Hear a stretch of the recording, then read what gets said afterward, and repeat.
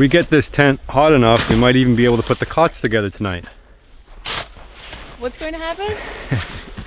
Pardon? I said if it gets warm enough, we can put the cots together tonight. Oh. Well, good day everybody. This is an impromptu winter camping trip with Courtney. Hi. Hi. Hi everybody. Alright, so we're not really prepared for this trip at all. We have hot dogs, so you know this trip's gonna start off on the right foot. That's it, we got hot dogs. Yeah. We have hot dogs. Hot dogs. There's not gonna be any wild food. This was like a trip that was like almost not going to happen because, you know, frankly, I've kind of had enough of all of this stuff. But Courtney hasn't, and Courtney wants to go out in the wilderness. So I'm just gonna head over to Adam Craig's. He's got a sled. I don't even have a sled. My sled's buried in my mom's backyard. I can't get it out. My other sled's up in Southern Ontario, so I have no access to it. So we're gonna go zip over to Adam's. Adam's gonna show us some of his cutting boards. He's starting a new business where he's peddling cutting boards, but they're actually really nice cutting boards. I featured them before. So we're gonna go, gonna ask for a favor, and then we're gonna zip out in the woods, and we're gonna set up our hot tent, and we're gonna have some fun. All right, ready to go? Ready to go. Always. Can't wait. All the snow here is melted. The sun is shining. We're boiling maple syrup. That's coming up in the next video. This video is really awesome. I took Courtney way up north where they still got like 5 feet of snow because she really wanted to go winter camping. She's nuts. I want you guys to stick around until the end because Courtney and I are going to talk about some of the adventures we used to do when we were super young, and I want to share some pictures. She's going to share her opinion about how to find a girl who loves the outdoors. Right now though, I want to give you guys a heads up on my sponsor, World of Tanks. Download the game from my link below. It's 100% free. New users that download from my link below are going to get a free Tetrarch, 3 premium days, and 400,000 silver. Best part about this game is it's free to play. Just download, start playing right away. When you're in the game, you can try all sorts of tanks and tiers. There's tanks from over 8 nations: Germany, France, Soviet Union, USA, Great Britain, Japan, China, and Czechoslovakia. Experience an intense team-based tank battle game fought across World War II battlefields that mix multiple genres. This game is easy to learn but difficult to master. You're gonna have to put your time in order to develop the skills it takes to win the battles. It rewards skillful play, not just run and gun. There's dedicated online and in-game communities with clans and daily missions. Your armored beast isn't just a tin can on track. Research your upgrades and make sure you implement them properly to make the best fighting machine you can possibly build. Guys, this is the type of game where skills win the battle, not money. You're not just tossing your money out at this game. Give the game a shot, download it from the links below. When you're supporting these games, you're supporting me make more content for you. This one was sanded to 180, and then I like to wet them down and it makes the grain pop up so they get kind of rough. And then I use my little pencil to mark so I can see where I've already sanded. And so once I sand this down to 180 again, then I'll hit it with some 220 and then wipe it off lightly, and then it goes for oil. Nice. What's that one made out of? This is walnut and this is cherry. 2 little stripes of cherry. Right on. So what's that going to sell for on your website? 70 bucks. Yeah? Yeah. Try to keep the prices somewhat reasonable. Are you going to ship them to the US? Yes. Yeah? Yeah. So everybody. Yeah. So hit North Adam America. up. Information will be down below, guys. Complete blizzard. we got to walk down here. We're at the end of a dead end. So we got to get to Crown Land, which is land free to camp on. We got 2 really crappy sleds and probably way too much stuff, but full trunk load. That includes a tent, poles, and everything else.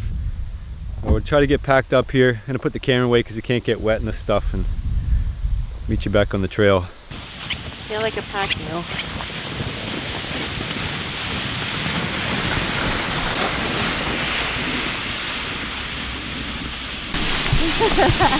Otherwise I'm rugged.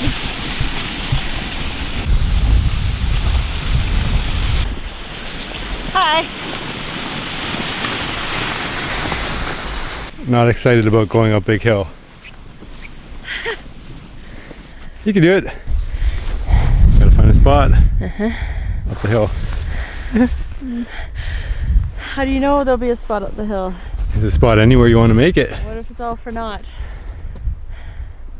Have you seen the spot yet? No. No spots yet. So up the hill we go. What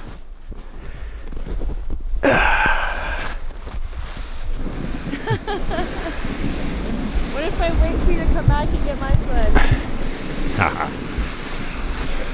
This one's got to be 30 degrees. I'll have to put the camera away for a second. Oh, almost at the top. It's harder with a camera in your arm. That's for dang sure.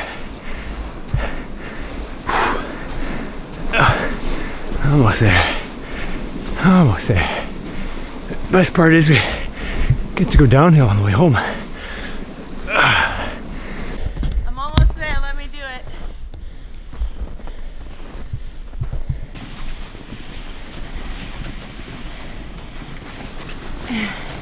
Yes. Don't leave me hanging. High five. Alright, we're looking for... I mean, you could set up a winter tent anywhere you want in the whole woods. We want to find an open spot. We have to dig out too. There's probably 6 or 7 feet of snow. We could pack it or dig out. We have shovels, so we'll figure out which is best. But up in here, there should be some open spots. We want to be off the trail a little bit. We don't have snowshoes, so that's an issue. As soon as we jump in the snow here, it's gonna be up to our waist at least. Let's give it a try here. Oh, there we go. Yep, up to my waist. Thigh high. So we'll probably have to work our way in the woods a little slower. Might be able to find an offshoot trail, but I don't know. The thing about winter camping is you don't go far. Good already? Yeah. Good yet? Still good? Yeah. Alright. Alright, let's go find a spot. Okay. Alright, we're not getting off this trail, apparently.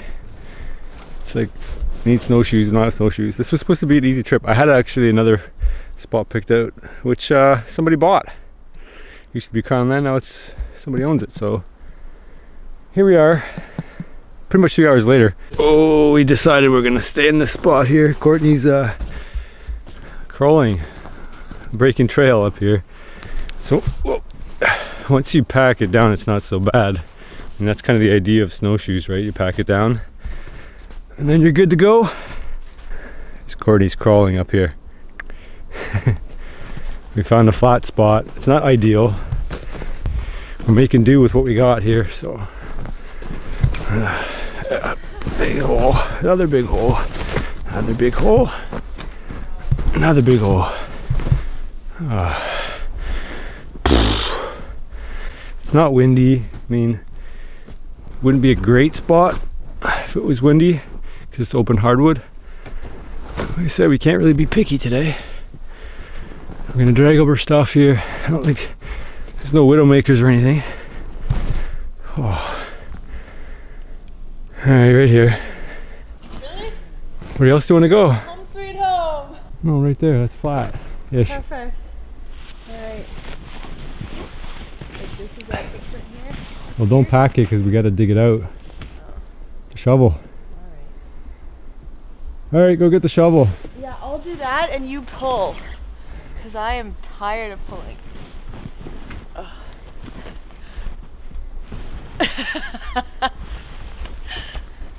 Where's your snowshoes? I left them at the store. What kind of woods woman are you? Not one at all. I'm just along for the ride like usual. Always an adventure. Once we get the shovel, we can kind of make a pathway here. It's supposed to be a bit of a relaxing trip. But somebody bought the property I wanted to camp on. So here we are.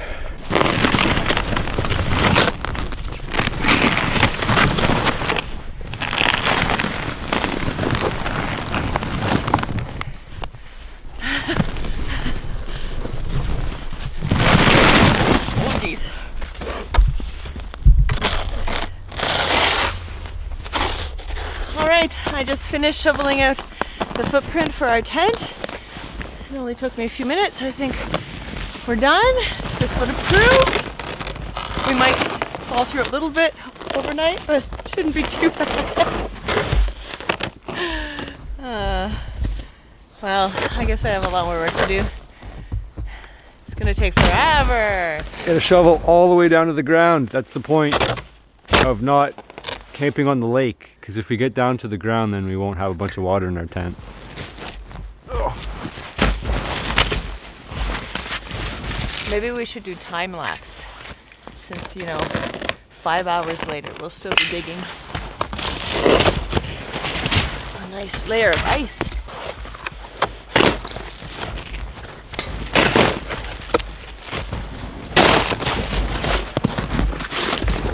Trail mix. There's a heck of a hole here. It's up to over my waist. I don't know. It's a lot of stuff to dig out, man. This is supposed to be an easy trip. Not gonna be easy. You wanna go home yet? Nope. No? We're here now. Wanna dig a hole yet? Uh-huh. Taking a break.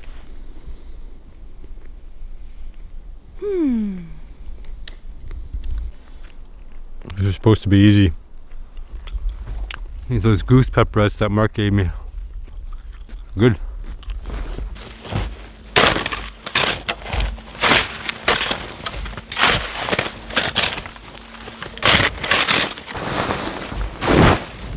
I'd like to see if our footprint's big enough. Not even close yet, but at least we'll have an idea.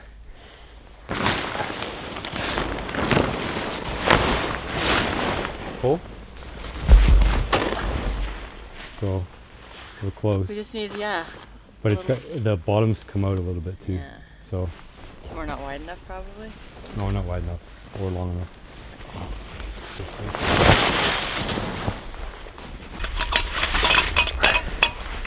We get this tent hot enough, we might even be able to put the cots together tonight. What's going to happen?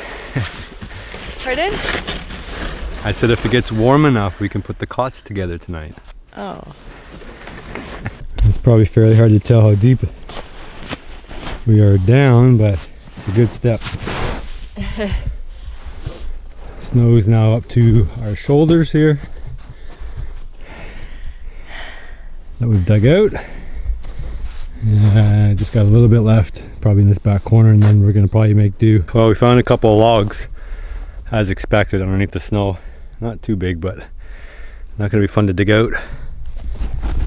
Take them out, or we have to move back a little bit more.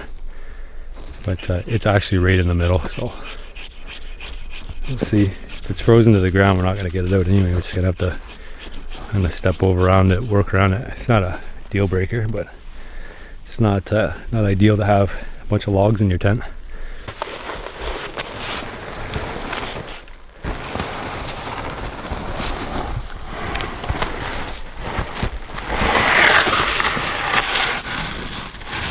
All right, I think we're good enough. We can throw the tent on there now. It's pretty simple. We just throw up the A-frame structure, make sure that the feet can spread out as far as they want, and then we drape the canvas over top of it, paying attention to the center line. Drop it down. We want to have the stove at the front, the door at the front. Obviously, if you mess that up, you're gonna have to redo it. So yeah, that's pretty much it. There's little corners, like there's little sleeves at the end there. Just put the posts in there, and that's it. If you look in the corners, there's actually a little triangle sleeve here, and those corners, the rods, they fit inside there, and that makes it nice and taut. At midline here, there's another outrigger, and then there's a bar that goes through there and the line, and we pull that out, but we're not going to do that today, I don't think. And there's not have enough room to do it. Can you get the corner? Well, Courtney's trying to get the corner. It's pretty tricky. I will. You have to Slipping through my face. You have to hold it in tight. Obviously there's not much room to work here either.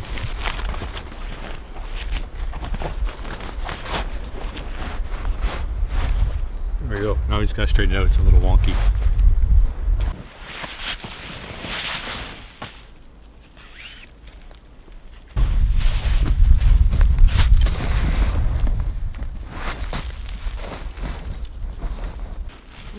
nicely done.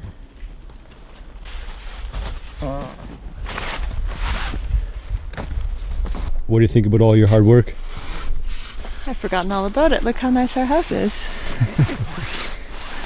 Yeah. Yeah. You want to come in, have a look around? Sure. All right.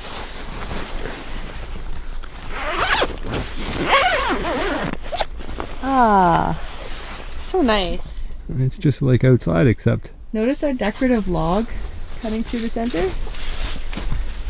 these tents are actually super roomy. I mean, they're not, super roomy, but they're enough to put, we can put 2 cots in here. We'll have enough room for a table. This log's probably gonna bother our table spot. And the stove will end up over here in that corner. Of course, that reminds me we need to get wood. Enough to last the night-ish. It's not gonna be cold enough that we need to have a fire all night, but it's nice to have a fire all night if we can, and especially in the morning, just to throw some logs in there, get warmed up, like dry our things off. Our stuff's wet. It's at like the freezing point, so pretty much everything's wet. It's like between snow and rain, and right now I think it's like misting outside. So my stuff is completely wet at this point, but I'm not cold. It's end of the summer, or end of the winter, I should say, not end of summer. End of the winter, and your body's kind of used to all that cold stuff. So this is the perfect time to go tail end of winter is the best time to go winter camping, except for when it rains. If you get the nice sunny days, you can get a suntan or sunburn usually. All right, let's get the stove set up. Let's bring all our gear in. Let's get this set up so then we can relax on the camping trip. At some point? Maybe. So this is what all our gear looks like all spread out. We have a stove, saw, we have food, my jacket, we have sleeping bag, camera gear, sleeping bag, cot, hidden woodsman haversack containing Courtney's fun stuff. Books, not that kind of fun stuff. Tripod, shovel, and extra person. So first steps first, cots. Caught. Did you catch it? You caught it? You caught it.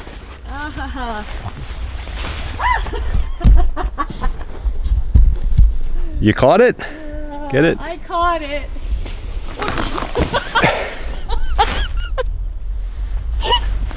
What's that first step? It's a doozy. Here. Okay. Okay. You're too busy catching the caught. You lost the caught yourself? Oh boy. Alright, let's see if I can do it. 3rd time. Big step. Big step. Woo. Woo. Yeah. Alright, Courtney's gonna set up the cots. Let's see if I remember how to do it. I do remember that it wasn't difficult. They're just heavy.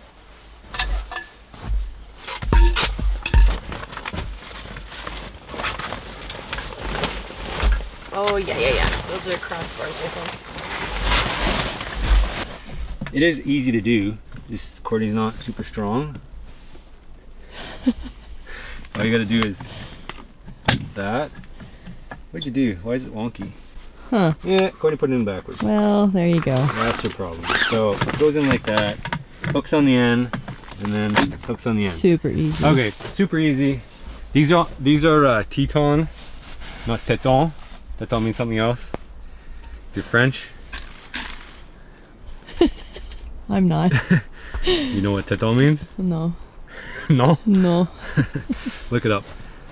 Teton. Okay, so I'm gonna switch sides and I'll show you the other side. This other side's tricky. So these guys sponsored me a couple years ago. They're a good cot. They're super comfortable. They're super comfy. They're heavy though, so they're more for like easy trips like this one. easy trips like this one. All right, switch sides. I'll show you the other side. We get this side in first. That one's the easy side, and then on this side we take the red bit, and this is just an assister for us. So we line the two up. All I did was there's a guide there. Put it in the guide, and then put your hand on it, and then just drop her down. Done. Ooh. And then it's nice and taut width and length. So you're good. And then next thing you know is you gotta flatten it out. All right, so the box, the tent we used for ends up being a table for us. We put that between the two. Got sleeping stuff here. Courtney's getting rest.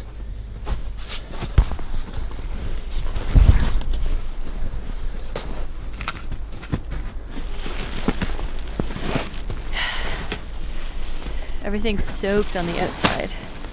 Hopefully not on the inside. So that's the stove pipe hole. We gotta fix this up. I'd like this to be right on the ground. If you've ever watched any of our other winter camping trips, we've always done it ice fishing, and we've always put it on the ice. And then overnight it melts and it melts and it melts and melts, and then the whole tent is filled with water. So that's why we dug down today. We could have packed it, and you can still pack it. We're on a hill, so all the water is going to kind of run out to the edges and out. But when you do it on a lake, it has no place to go, and of course the lake is flat, because that's how ice works. It ends up flat when it freezes. So we shouldn't have a problem here. We should be able to have a nice, really hot fire, melt everything inside the tent, and it'll kind of run away. But we want to make sure that stove's sitting nice and flat, so it doesn't kind of tilt and torque and do weird things while we're heating it up. I hear rain. It's raining now. It's not fun. It's got legs on the bottom. I'll fold the legs out, and that'll get us up off the ground a little bit.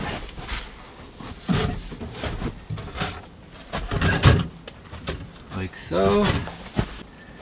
And then inside the stove we have all our pipes. Kind of jammed in there. Alright, so setting this up is pretty simple.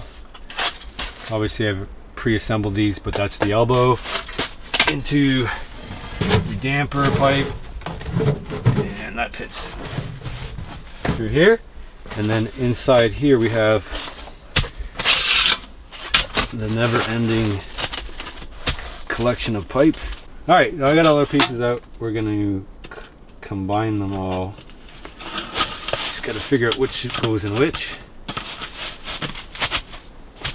That's one, two, and then the last one.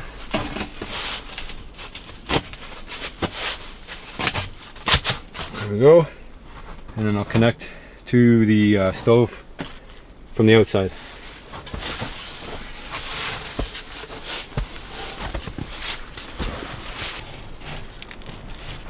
There we go. And obviously, because it's so tall, we are going to probably wire it to this convenient tree. I made sure it was in the right spot, and that'll hold it up, because right now it's too weighty. So I got a piece of wire, we'll wire it up.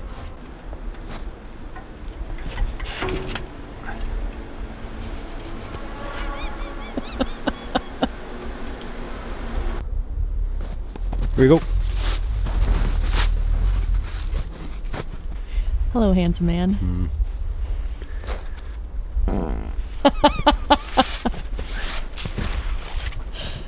I just come back out on the trail here now. We're camped out. Back there you can see just a bit of the tent there, but we can't look for wood really well in the woods.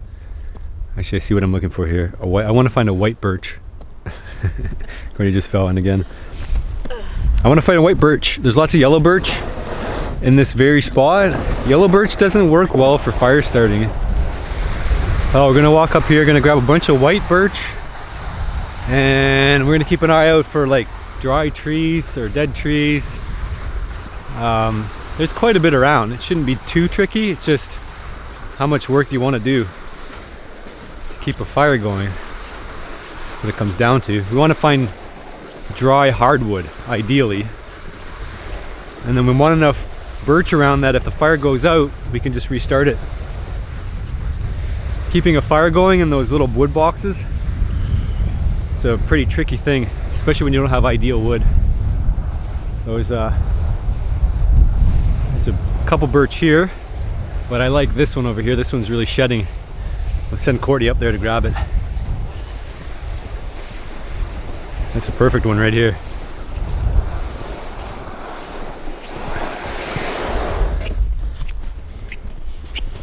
All right, run up and get it. Get what? Birch. Oh, really? Yeah, it's just in there. Not that far. You know, you want to give me a boost? Nope, 1, I'll give you a 2, boost. 3. There you go. Halfway there. Oh, I could just stay here forever now. It's halfway there. Roll over there. Crawl. I will crawl. That was much easier before. Get as much of that as you can. Okay. That's the perfect shedding birch. Look at all those big giant. Look at that. Nice sheet of good burning stuff. That stuff's full of oil. Look at that. Look at those big sheets.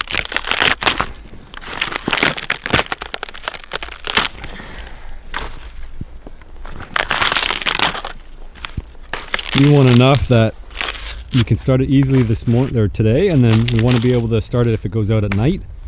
This stuff shoots up like a rocket, and it'll dry out any of the twigs we put in there right now.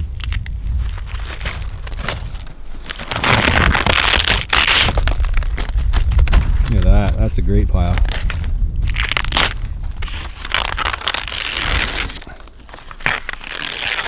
And this isn't damaging the tree at all. As long as you don't go in any deeper than we have, excuse me, as long as you don't go any deeper than we have, that tree will be just fine. Alright, that's a good haul. Not far from where we need to be. And the next thing I'm looking for is a dead standing hardwood tree. I'm in the hardwood grove, so it should be fine. It's finding those ones that are just, they're standing straight up still and they're starting to dry out, or dry completely, but haven't fallen over yet, because once they've fallen over, then they start to get wet because they lay on the ground.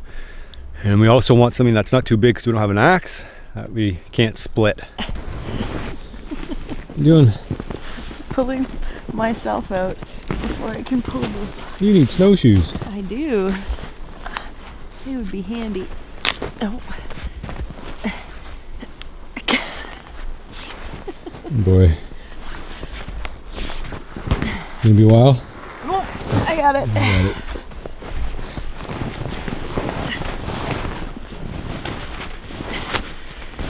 it. Okay, ready? Well, yeah. Come on.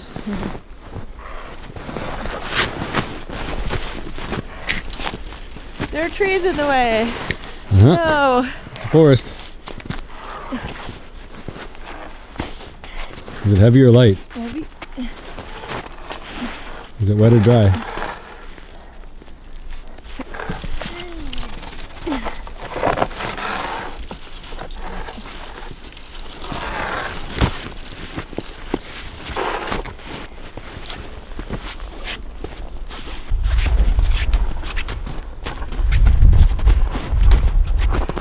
As long as I don't go in, it's good. Well, I'm not super confident that any of this wood is actually really good wood.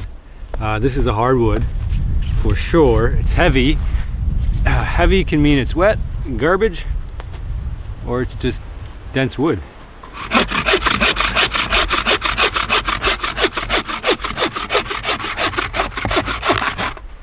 So the best way I found is to cut into it and check, and that's a pretty dry hard wood.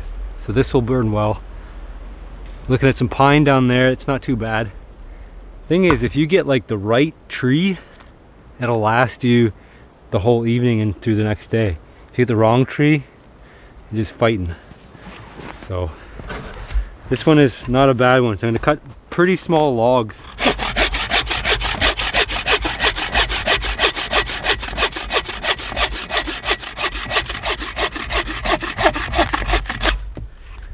I don't have an axe, so I can't split it. So if I make a bunch of little 1-foot sections, I can keep a fairly small but sustained fire rather than just a big fire all the time.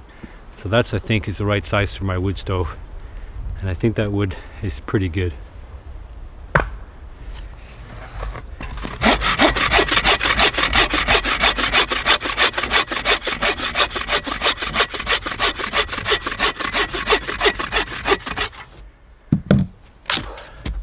Another winter camping tip is to drag all your wood to your shelter.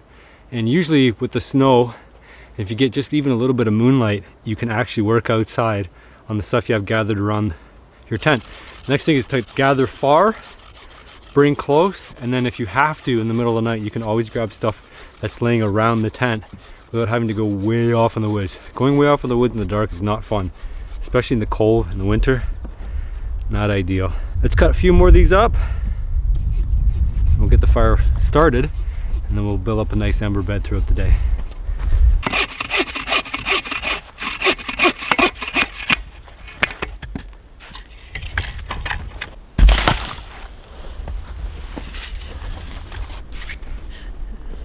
I swear I've had nothing to drink. I don't want to drop the kindling. What'd you get? Kindling. From where? It's my specialty. Yeah. Where is the kindling from? A tree back there. Like a down tree? Yep, a dead tree. I just broke it all off. So that's the right thickness that you want to start the fire. That and birch bark will get it going.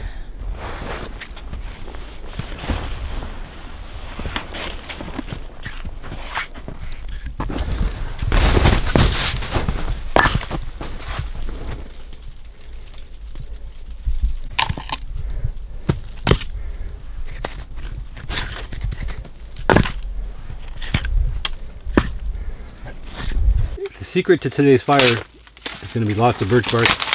So we're going to put a little bit on the bottom. Then we're going to put our twigs and sticks and things. We're going to put half of it on the bottom again, on top of the birch bark. Then we're going to put some more birch bark on top of that. And then we're going to put some more twigs.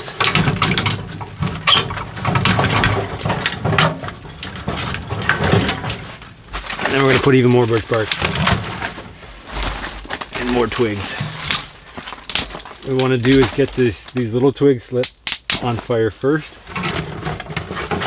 and then we're going to throw in bigger twigs. And these are all from trees that have fallen down on the ground and just the branches are sticking up. That's what you want. You want to get some bigger stuff before we switch over to the really big stuff. You can actually throw one of these in to start and get them to dry, but you can see these ones are caked in snow just because the snow's sticky. So I'm going to get a smaller, only slightly wet. Before this can catch on fire, it has to reach a certain temperature, and if it's covered in water, it's got to dry that before it can even get up to that right temperature. So let's throw all these twigs in there. I think Courtney's got some more twigs, so we will fill this as much as we can with twigs and birch bark. Obviously, no, we're not at risk of running out of birch bark here, so we want to get a nice hot start. And I think Courtney will come in a second here with a bit more twigs, and I'll see if I can jam them in there. Keep the door open, the damper open. All right, let's fire this up. Yeah, okay, good.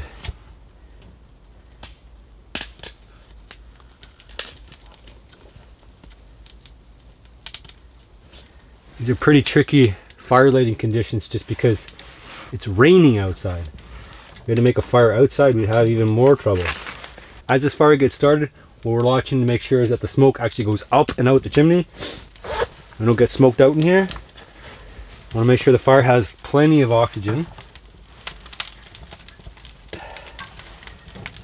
before we close anything up.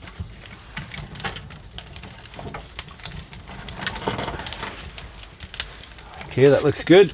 I'll make sure we add some more twigs, and then we're gonna have to find some bigger stuff to get going in here too. You got more twigs? Yep. All right.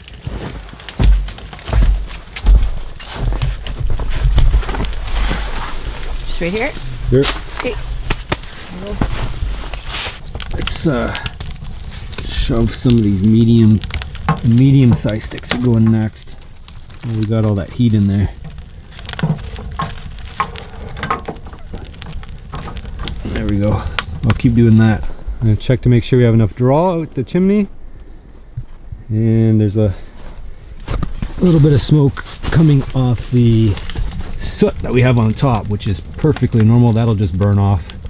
So we got a good draw out the back, which is what we want. Perfect.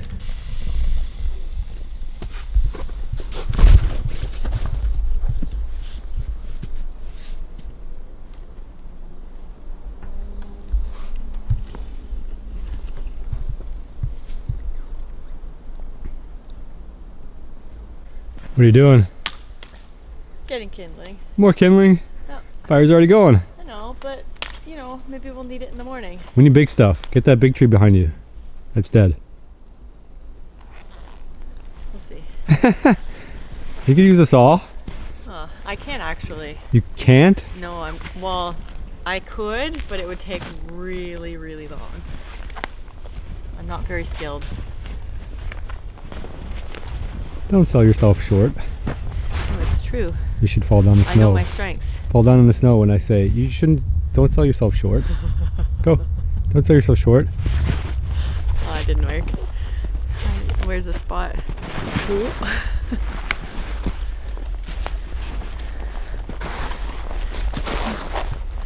Hi. Why are you following me with that? So people can see. Oh. Kindling. You don't really get to catch a break winter camping, right, Courtney? Or summer camping, right, Chris? Oh, you got to make the most of it. Cut wood, burn wood, make tent, catch fish, catch animal, eat animal, cook animal. Not necessarily in that order. Snack time. Oh, I'm burnt. Tired? I have so much energy. That wood's burning good, which is a relief. Because you never know what you're going to get as far as wood quality goes.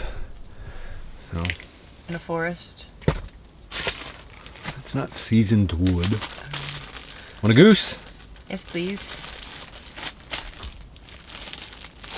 Here's a goose. Thank you. Alright. So now we get to go slow-ish. Because we still need more wood. Aw. Yep. Thought we were done. No, we need probably 4 times that if you want to have a comfortable evening. Just saying. I'm starting to melt a bit. My steam's coming off my arm. I could tell that. Probably not. Off your pants big time. Yeah, everything's wet. It's nice and warm in here. Door's still open. We'll make sure that fire gets nice and hot before we close everything up, but should be good. Doesn't sound like rain anymore. Sounds like ice pellets-ish. But it's supposed to go to below freezing, so we shouldn't have any problems as far as rain. We don't want rain. Mild temperatures are great. Rain is not great. Because it's overcast, you probably won't get hypothermia, and it's not high winds or anything like that. Like, you have a hard time really being cold unless you're soaking wet. But yeah, we need to get more wood. We need to boil or melt some snow for water, because after we drink our liter each or so, that's it. That's all we got. Now, you probably want to know how to get your wife or girlfriend to camp, or how to find somebody who likes to camp. So I think that's a question we'll ask Courtney later. Oh, I can think about it. You gotta stick around. You think about your answer? Come up Maybe with something good. some advice for the men out there. Okay. To try to find a facsimile of Courtney. No one needs that. She's one of a kind, so you can't have her. She's got no twin sister. She does have a sister, but we say she's dating. She is. She's dating somebody, so yeah, all luck there. Yeah, we'll cover that later. So stick around. Alright, want anything else to eat? I need some water. Mine's over there. Yeah. My coat weighs about 5 pounds extra. Some water weight in there. Yeah. Let's get some snow in the bucket. In the bucket on the fire. Okay. So start melting. After I drink my water though. Okay. Thanks. Alright.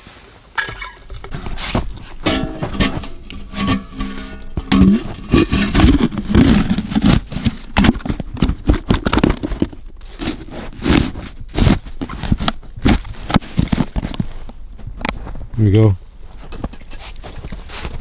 That's gross. Gross? Yeah. We were stepping there. Can I go and dig some out of the woods? Your feet are dirty? Yeah. It's nice and packed though. Alright, get your own water then. Okay, thanks. Would love to.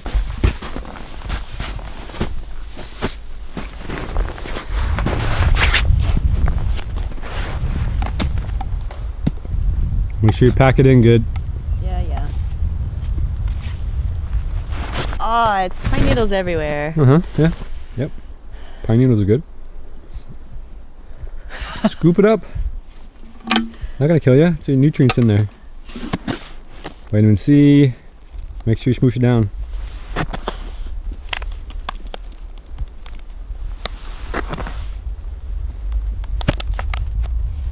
Put your hand in there. Oh no! I hate soot. No. You're an outdoors girl. No, I'm not. Yep. It's just a story you tell your friends. Oh, that's cold, isn't it? Freezing. You wanted cleanish snow. Yeah, well, now it's sooty snow. Awesome. Wait till you see what's in there after it melts. Oh god.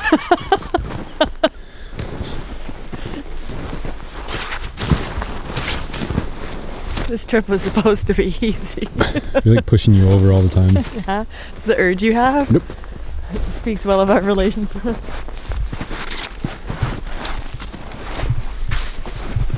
Ah. Oh yeah, back on this. Ooh. There you go. So this will, it'll pack down. We'll have to probably do this 3 times to get that much water. So we'll fill this up 3 times as it melts.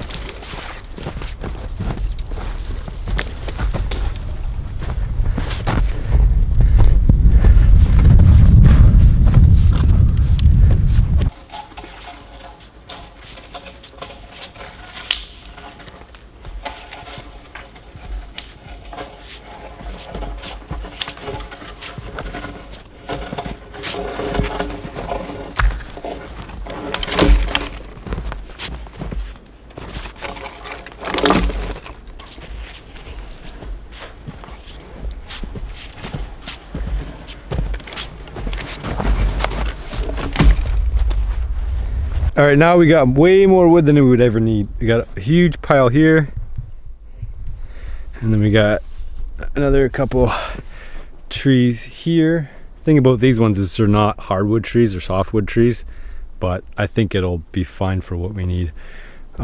It's all around the tent here. I can cut this easily at night, so I'll probably cut enough to get us to the evening, and then I'll kind of make an assessment as to how much we need. We'll probably save some of that hardwood for night because it burns longer.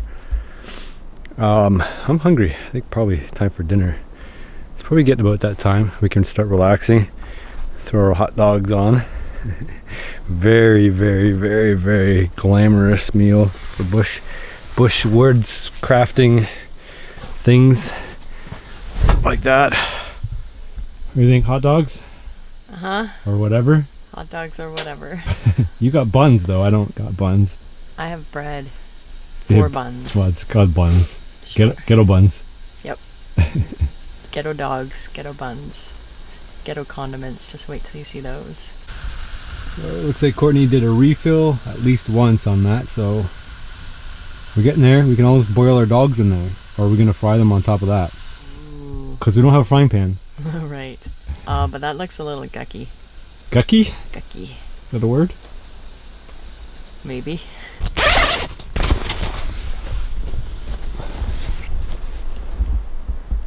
It started to snow a little bit.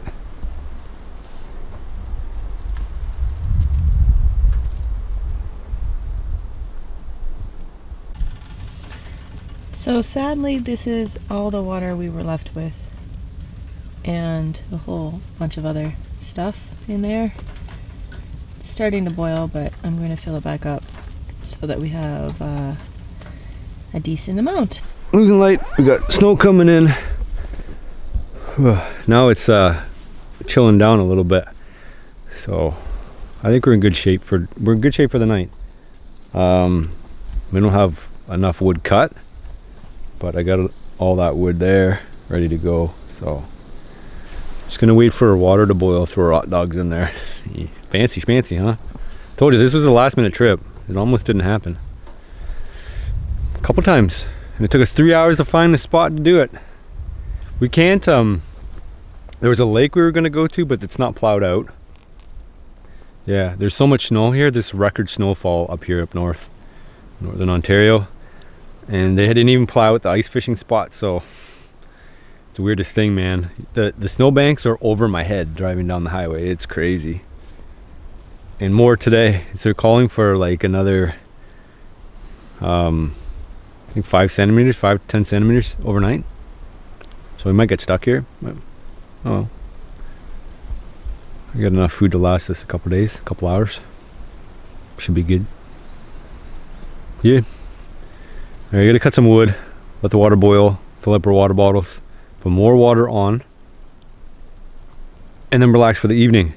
Because it's gonna get dark in about an hour. We got an hour left. That's it. Hour. That's it. We use the whole day just setting up tent. But it's good to get away. Holden's with his grandma, so he's gonna do some hockey skating school. They run a skating camp, so he's gonna get on the ice for 2 hours tomorrow, the day after, and the day after that. So we don't need him for that, and he's gonna hang out with his cousins for the rest of the time. So we are free. It's nice to get away a little bit, have some downtime, some relaxed time, some one-on-one time. Good fire. Yeah, it's toasty in here Warm, now. relaxing. Falling asleep yet? Yep, a little bit. A little bit.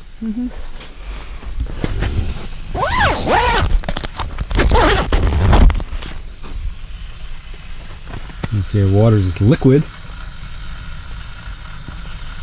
and warming. It's the same temperature as my body because I can't feel it. Are you ready for hot dogs? Am I? Show us the ghetto condiments. Oh, this is a camping trick of Chris's.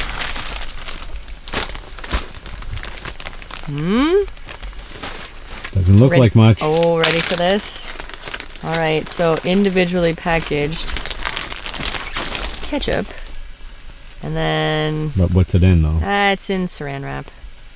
Or cellophane. Saran wrap's a name brand. They won't know that. Cellophane. It's only Canadian? I think so. Really? Cellophane is the Plastic wrap. plastic wrap works Yeah. too. Okay, so then you can just like nick it and then squirt it out like one of those little packets at fast food places. Or Or somebody's gonna say, just get the fast food packets. yeah, which we do sometimes, but then you know this was a last minute trip and no planning put into it whatsoever. None. If there was planning, we probably wouldn't be eating hot dogs. You want to eat rabbit. Yeah, I actually did. Where were you gonna get a rabbit from? I don't know. Our freezer? Like the woods? Wherever you get them from. The woods. Oh. This is not rabbit habitat. Yeah, well. And good thing we weren't counting on rabbit because we didn't get to a rabbit spot. Somebody bought it. Yeah, that's a bummer. Somebody bought our rabbit spot. Anyway, so ghetto buns. Ooh. That's what we do. We make do.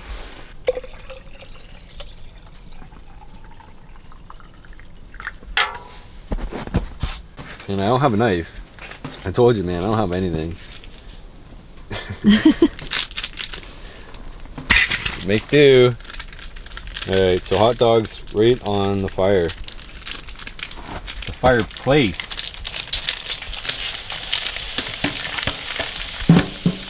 Because they don't have a frying pan either. How many you want? All of them? Okay. Nope, but okay. A bunch of them? Okay, there's 4 left. 3 or 4 left.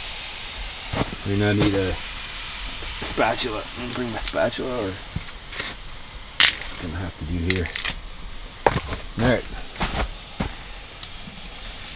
Making sure they don't roll off because it's kind of lopsided. Let's keep giving these a roll. Should work out pretty good. We could probably steam them. Let's add some water on top there, steam. A little bit of water on top. Let's see how hot that is. Oh, it's pretty hot. A little bit of steam. Ouch! Whew, that's hot. Steam the dogs. There we go. You want to play what's dirtier? Do I? Yeah. So one fell on the ground. Is that dirtier? Is the stovetop dirtier? Or is our plate over there? That's going to be our plate. Is it dirtier? I think the plate's actually the dirtiest. What do you think? Likely. Or the ground? Well, I just don't want to eat bits of stuff. Off of there, I don't know what I'm eating. So you don't want to rough it then? We are roughing it. Alright. Alright, let's get our dogs going. I'm going to do one by one because they're pretty hot.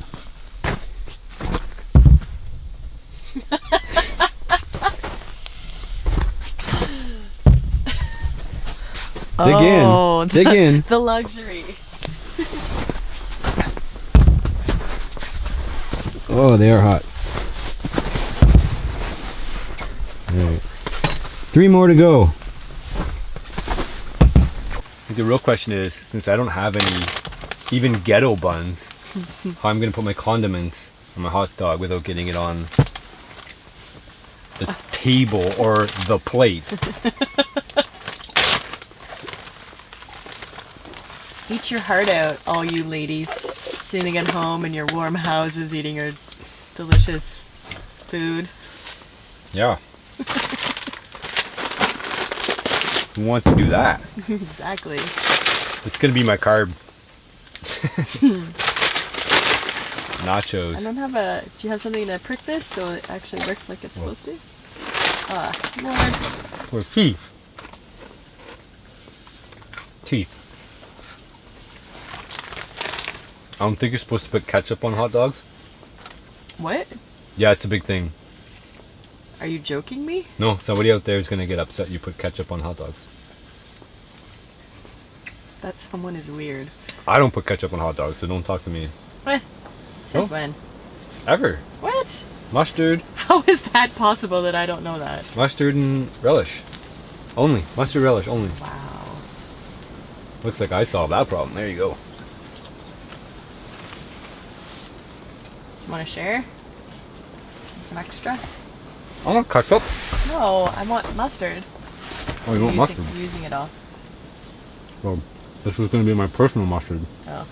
Thanks for sharing. So you break the bottom, and then you take the top, and then you just squirt it out. Yeah, I know the plastic and all that, and yeah, I get it. But if you're gonna do it any other, how are you gonna do it? You're gonna bring like a whole container, and then it's in the plastic container. Like there's plastic everywhere. That works really well. And then of course you just bring the plastic back, or we're not gonna throw it in that fireplace, but you can throw it in the fire. Trust me, you can throw it in the fire. I know you're gonna get upset with that. Just don't get upset. Just don't get upset anymore. Just kind of go with it. The stuff's everywhere anyway. They burn it at the dump here. Good hot dog? It's all right. If you're not rabbit stew, no. Oh, it works so well. Nice and warm. Hot even actually. It's got the perfect scorch marks on there. It's gourmet eating. Oh, which one fell on the ground? Doesn't matter. You know what this is? Yeah. Alright, so while eating, the best part about eating on camera when you're doing a YouTube channel is you got to interrupt somebody's eating and ask them a question that they have to answer so that they can't eat their dinner. I didn't know this, but there's actually a term for it. We've been doing these things since the beginning of the channel, but it's a thing. It's called a mukbang. A what? Yeah, it's called a mukbang. When you, I don't know exactly what the definition of it, but it's basically what we're doing when you have a conversation while eating food, and I don't know if it's got to be recorded or whatever. Yeah, it's called a mukbang. Huh. Yeah. So we've been doing mukbang since the beginning of this channel. It's a thing. Apparently when you eat in front of other people, Yep. I mean, it also makes them hungry. So there's lots of people out there watching us eat hot dogs getting hungry because they see us eating. Really? Yep. Aren't there other people being grossed out by us eating? Yes. Mostly, but it's mostly an American thing. Because if you watch, they do like a mukbang, but they do it silently. In Asia. Yeah. Cambodia. If you watch them, they chew loudly on camera. Like very loud masticating sounds on camera. Why? And everybody says, oh, that's gross, that's gross, that's gross. But they've got millions of views doing these videos. Because I think it just triggers that hungry response in people. Wait, what's that? A beverage. Courtney's gonna have a beer. Where's it from? It was a gift for you. Oh, it's a gift for me. Mm-hmm. Yeah, and I don't drink beer, but thanks for... so I got it. Yay. Yeah, Courtney gets all my beer gifts. I think that was for being a coach, wasn't it? Yep. Yeah. So one of the parents of the kids I coach gave me a bunch of beer. Yeah, really nice. Well, thanks. So the question I want to ask Courtney is, what's your advice on how to find a lady that wants to go out in the outdoors and camp? I have my own answer. I'm going to let Courtney answer first. I don't know if I have a good answer, because when I first started dating Chris, I had never camped in my life. I really like to read, and I still do, and I spent a lot of time doing that inside. I had a cottage growing up, so I mean, it's not like I didn't play outside as a kid, but just as a young adult, I didn't hang out outside. I didn't play sports. Did you go camping? No, I never went. Did you go camping. Fishing? Did you go hunting? No. None of those things. And I didn't grow up in the city. I'm from a small town, and my best friend lived on a farm, so I spent time at the farm and in the woods at the farm. We built forts and things, but anyway, as a young adult, I wouldn't have pictured myself camping, but then, of course, you do if someone asks you to go. So I don't have a good answer, because I don't think I would have pictured myself doing this back then. Which is actually... So are you curious to hear my answer then? Okay. Are you not? Well, if it stops you from eating, sure. I'll just keep it to myself then. No, come on. Okay. Share your thoughts. Alright, so... It kind of ties back into the same principles as the channel. We talked about a few things. But every time we've done winter camping, we've kind of done like a really weird shtick. This one was the least weird shtick so far, right? There was no shtick. We did shticks. Yeah, but what's this shtick? Just interrupting eating? No, it's not. There's no shtick. That's what I said. Oh, there's no shtick on this one. This one is just a straightforward us camping. They're supposed to be easy. Because I think... Well, it's supposed to be easy, yeah. That's not the shtick. Oh. So the thing is yeah, I've tried to kind of talk about how to fix your life, but in different ways, and I think most people didn't take it the right way when I did it, because I kind of felt like that people were at the same level as me each time.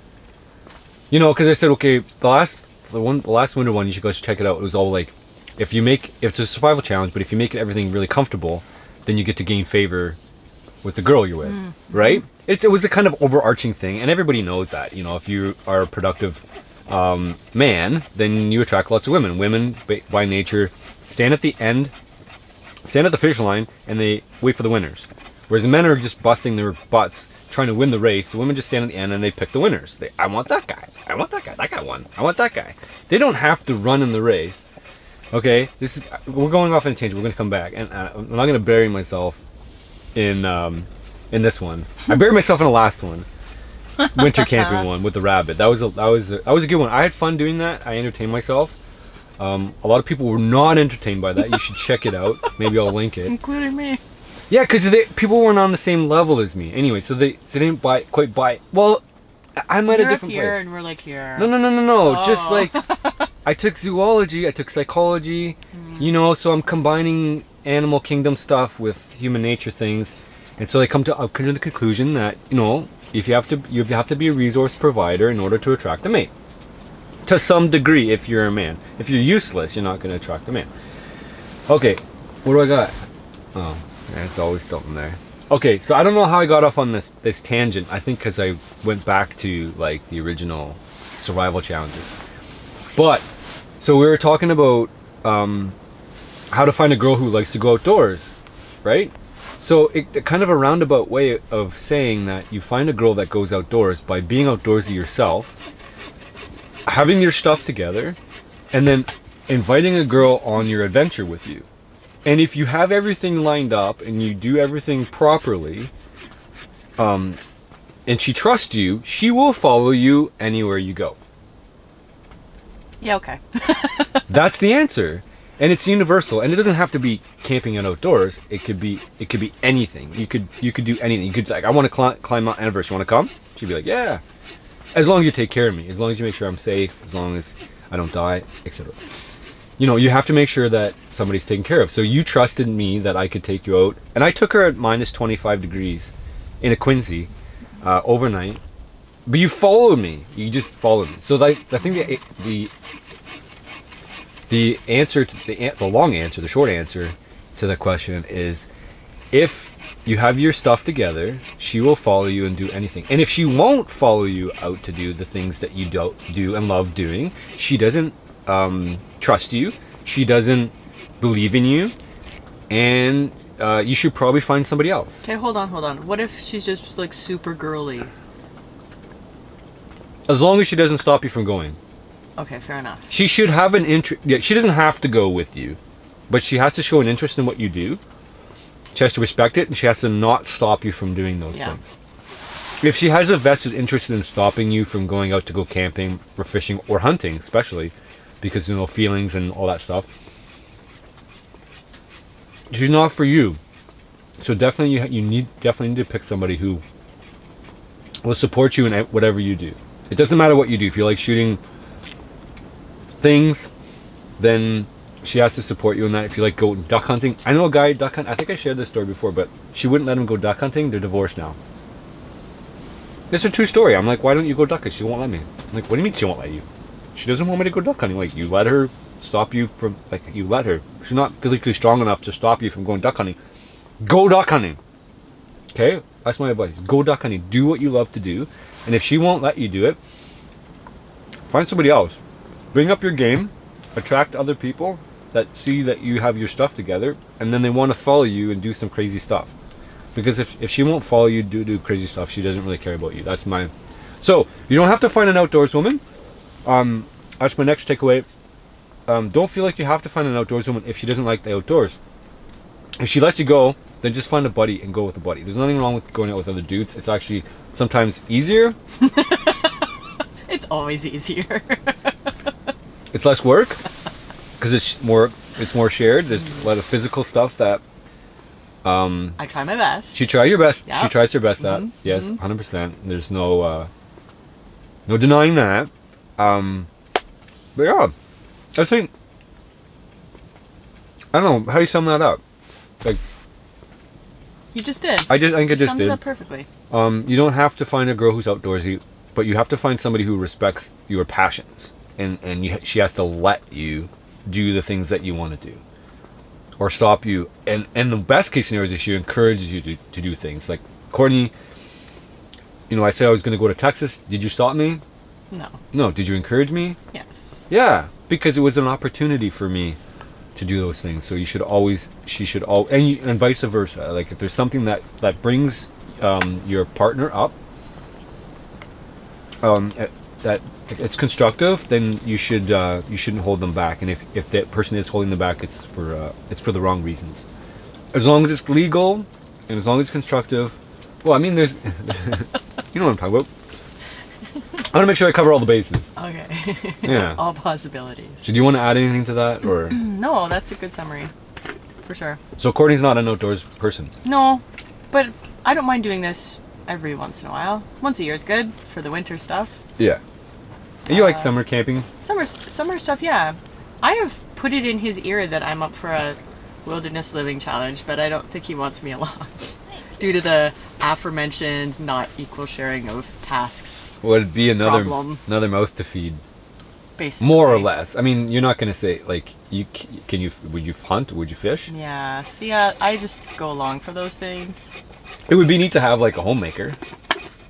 Do you want to be a homemaker? She's like, Courtney's a pretty like, is it progressive or regressive woman? Depends on which angle you're coming at it from. Well, you don't want to be a homemaker. Right. But at the same time, you want to be a homemaker. Right. Like, oh my gosh, how does that work? yeah, it's a little bit conflicting, especially with modern times. How to be a man, how to be a woman, 101.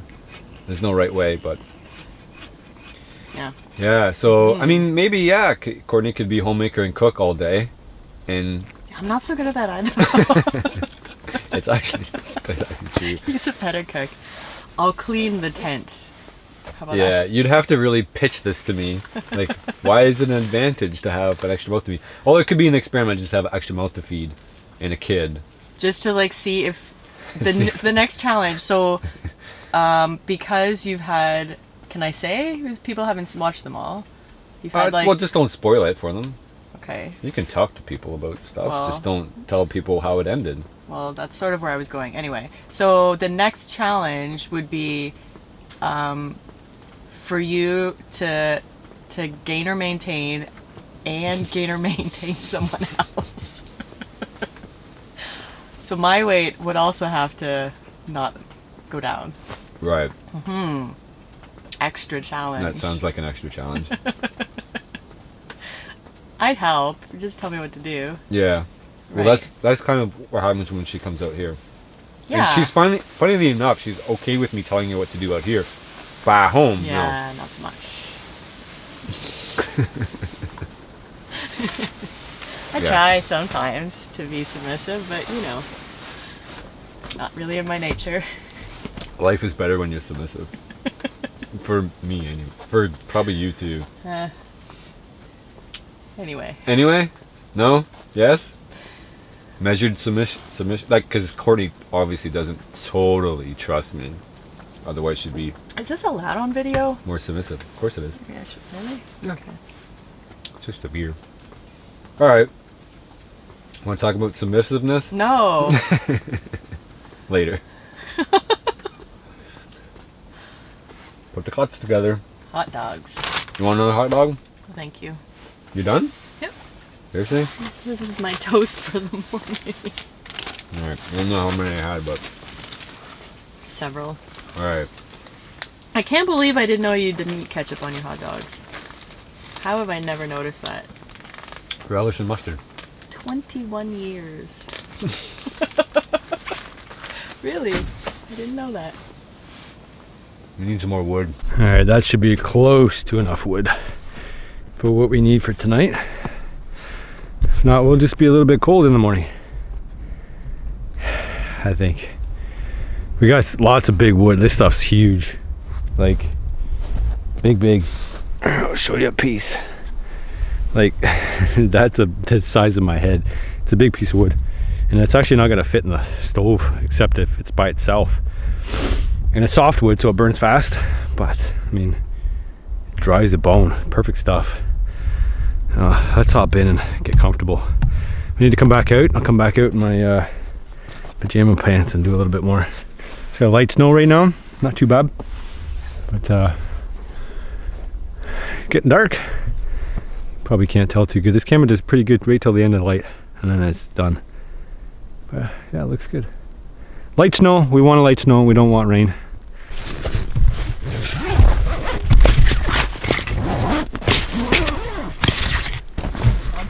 You got these?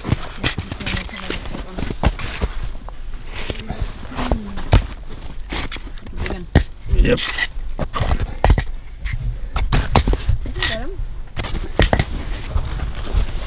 Get them. The pile is very high. Good pile? Yep. Yeah, that's Wonderful pile. that'll be pretty close. I think it's about the size of the stove, like double width on the stove. Should be good. Goodish. If not, there's more wood outside you can cut. What? Funny joke. It's true. If you're cold, you can go and cut it. That's true. If I was really, really cold. Alright, it's getting dark. So Connie's gonna make my bed. Like she does at home. Make my bed for me. Yeah. Also my bed, so. Sometimes. Hey. I'm just kidding. I am just kidding. Well, sometimes. Alright, so what are we doing? Tell people the sleep system. Alright, so here we go. So we start with the beautiful Teton cot. Yeah. And then we move on to a sleeping pad. Not a pad. Sorry. A Thermarest. A what now? Thermarest. A thermarest? Thermarest. Thermarest. That's the brand name. That's a fine. Okay. People want to know what brand you use. All right. That's a woman's. Oh, yeah. I wear a woman's. It's cheaper. That's the secret. Same size, cheaper. So It's the, sexist. the gender parity gap, or whatever it is. I don't know what it is. That's right. Gender parity? No. Gender discrimination. Make men pay more because they're bigger, except it's the same size. Okay, actually, Courtney, look, you gotta. It's not gonna be able to blow it out. Oh. So just let it sit. It'll air out itself. Will it? A little bit. Just lay it out. Okay. Okay, and then show people my other. I have two other hot now, huh? Yeah. Take it off. Keep going. Which one's first? Does it matter? Well, yeah, the white one. The white one's first? Yeah.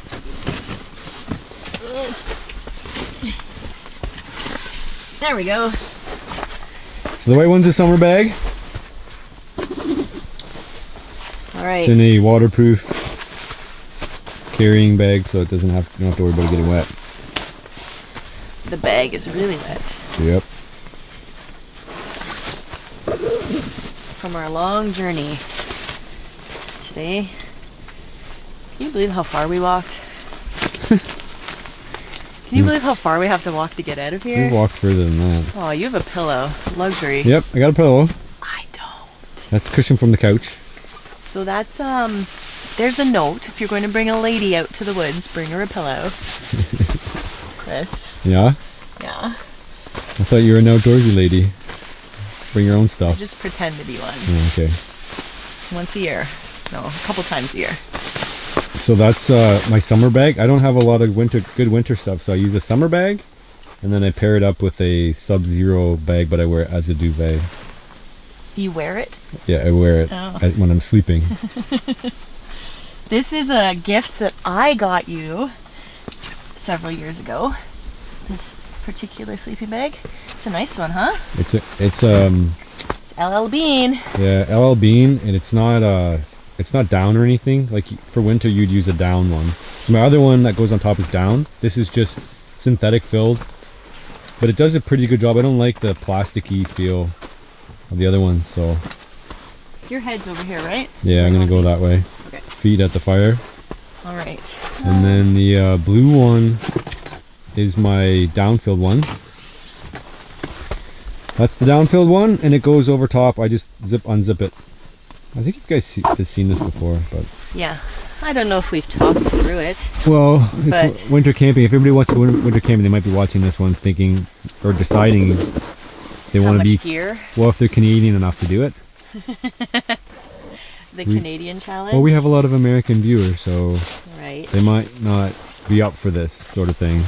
Ooh, that sounds like a challenge. Well, it is and it isn't. I mean, Oh, you I think if you Yanks. have the right gear, anybody can do it, right? So that's I'm anybody, so you're right. Anyone can. well, yeah, and do it And comfortably. you just keep it open? Yep. So that just goes over top. Well, aren't you fancy? I've got one sleeping bag and no pillow. I told you to bring your stuff. I told you we might do this, we might not. All right. So there you go. There. So Yeah. nice. I might be crawling in there with you. I've got to blow up that pad though. Yeah. Okay. Yeah. All right. And then yours is similar setup, except you only got one sleeping bag and it's a summer one. Yeah. Yeah. No, it's good though. I've had it since I was 12. Really. Yep. Summer camp. All right. Mhm. So you got all your outdoor experience. Oh yeah, I did. I went to camp and I hated it. 1 week of hell when I was 12.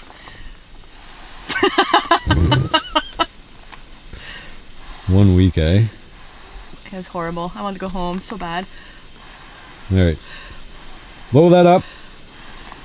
I'm gonna take my snowsuit off, I think. You know what everyone's gonna say? You're blowing it up with all this stuff on it. How are you ever gonna get it done? So I'll remove the stuff. I made the bed all nice. I'll fix it after. Okay? You're upset by that comment that nobody made? They will. People are gonna leave nice comments because you're in the video. They leave mean ones to me. Oh, that's not nice. Leave nice ones for my husband. Yeah, because you have to read them too. Sometimes. You don't have to, but... I do. I don't have to, but I do. That's probably good. No. I want it firm. I like it firm. We're going.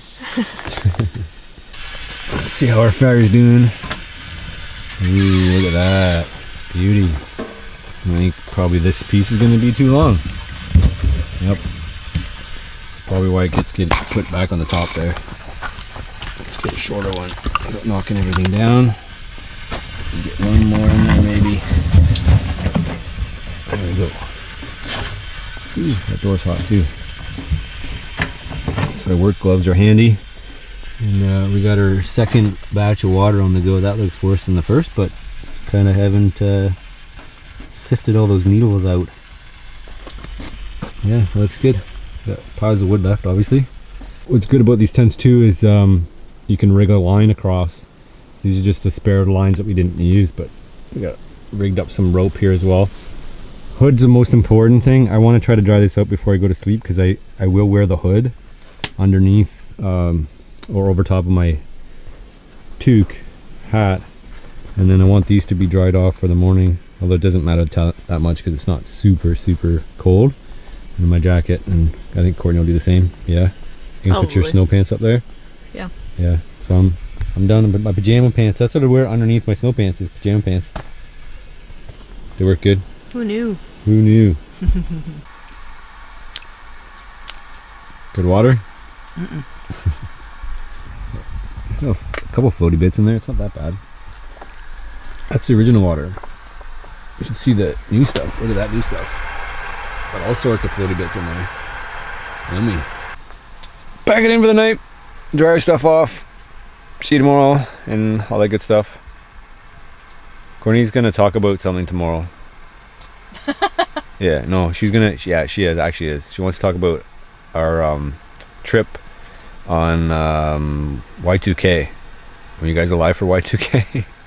most everybody. No, maybe not. There'd be some kids that weren't even alive for Y2K. It's a big story. So that means you have to wait till tomorrow morning to hear it. It's kind of a cool one. Y2K. We went camping. Alright, see you guys in the morning. Nighty night.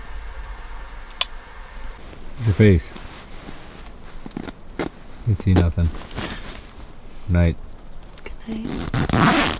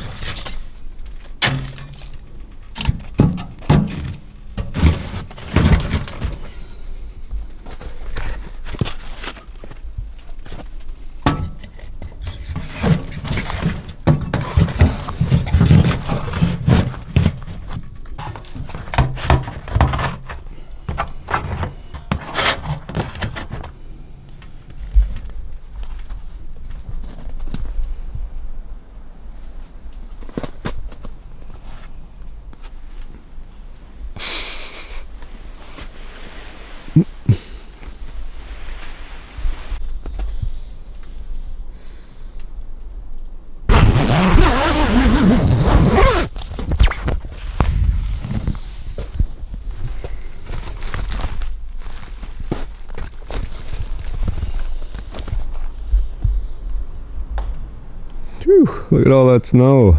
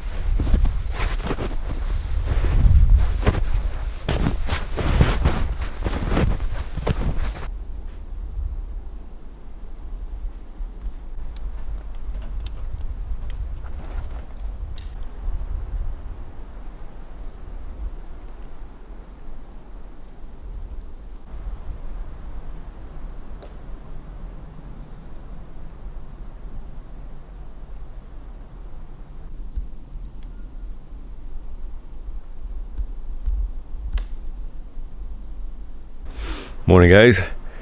It's actually kind of misty, snowy rain. Mostly snow though. Look at this. Look at the sleds. It snowed and it was wind all night.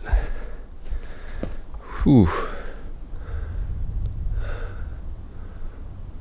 was kind of worried about this big tree here. Then I remembered it was okay. It's a big tree here. But heard some wolves this morning. That was pretty cool. Just at daybreak. They were far away. I howled back and then they stopped talking. I tried. Oftentimes when you howl, they'll howl back, but they don't want to play with me. It scared Courtney. She didn't like that wolf stuff, but they won't bother people. Yeah, look at the snow. Crazy.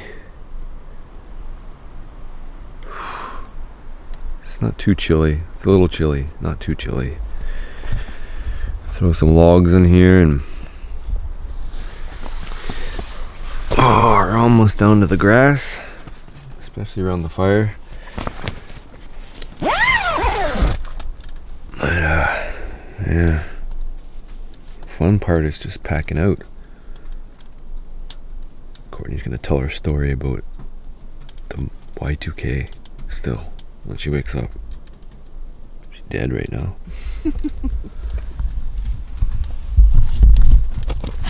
Yeah. There we got grass. Grass down by the stove. The stove's a little tilted and wonky. And it worked good. No. Oh, come on! No. What are you doing? That's how I slept. Like that. And then I put this over too. You showing everybody how you slept? Mm-hmm.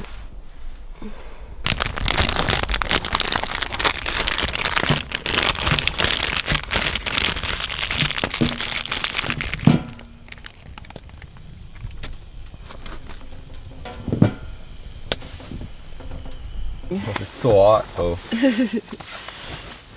Alright. Get the mustard. I don't know if I can pick it up though. Cool. Where's my bun? This is a chip clip.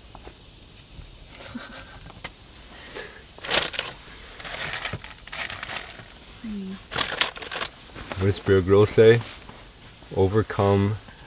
Adapt, overcome. I forget what it is. Anyway, No idea. Chip clip. Adapt, overcome Bear Grylls statement. See. Are we gonna have a hot rod for breakfast? With my bread. Oh, it's over here. You're gonna have one? Oh, am I not supposed to? I thought you weren't gonna have one. Do you need 3? No. I won't have one if you want all 3. Yeah, but so you gotta shove that way back here in frame. Okay. Put you in there. Put more. ketchup? Please. You don't. Nope. Yep. I know that. So, tell everybody how you slept.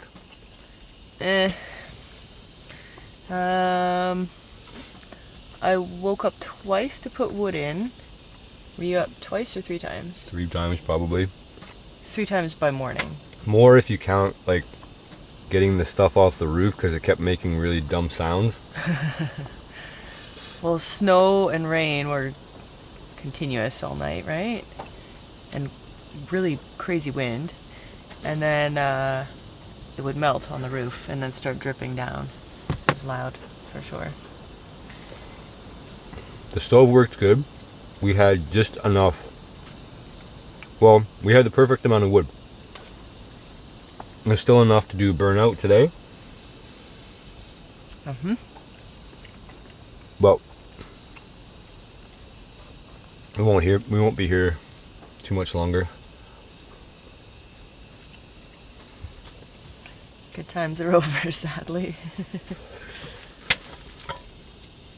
Nobody ever sleeps well winter camping. Maybe if you stayed for a week, you get used to it, but... Open? Mm-mm. Oh. Thank you. Yep. So yeah, are you gonna tell your story while you're eating again? No, I'd want to eat and then tell my story. Oh, you want to tell your story now. Well, I don't have anything to say except for a story about the wolves, but that was a pretty short story from last night. Otherwise, it just snowed. And it was loud, the tent was loud, there was ice on the roof. Dripping off. Thought trees were going to fall down. Did you? A little bit. It was windy. It's dying down a little bit now. I thought for sure it was going to like die down by middle of the night, but it didn't. It just kept going. Yeah. What do you think of the wolves? You heard them? No. Glad they were far away. Yeah, they were. Well, they might have been closer because it was windy. It wouldn't carry us as good. But I howled and they didn't howl back, so.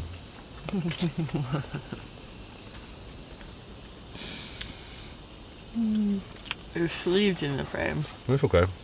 There's stuff drying up there. It's all mostly dried. While you're eating, maybe I'll suggest another series I've been thinking about. Ooh.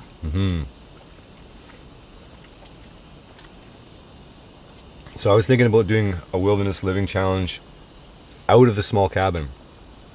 So like a homesteading challenge. Maybe solo. I might get Mark to help. Mark's been in my channel quite a bit now lately.